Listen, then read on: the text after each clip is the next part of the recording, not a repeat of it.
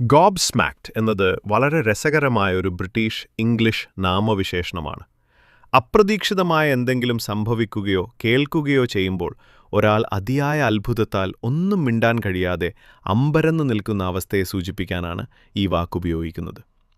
British പ്രാദേശിക ഭാഷയിൽ ഗോബ് എന്നാൽ വായ എന്നും സ്മാക്ക് എന്നാൽ അടിക്കുക എന്നുമാണ് അർത്ഥം.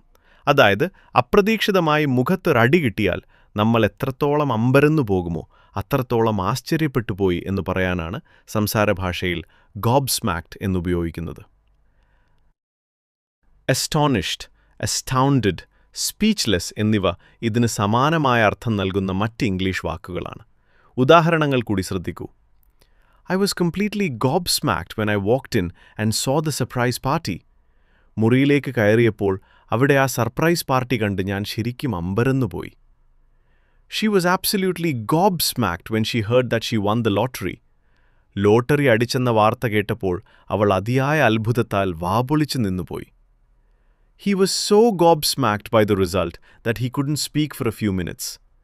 ആ ഫലം കണ്ട് അവൻ എത്രത്തോളം ആശ്ചര്യപ്പെട്ടു പോയെന്നാൽ കുറച്ച് മിനിറ്റുകളോളം അവനൊന്നും സംസാരിക്കാൻ കഴിഞ്ഞില്ല.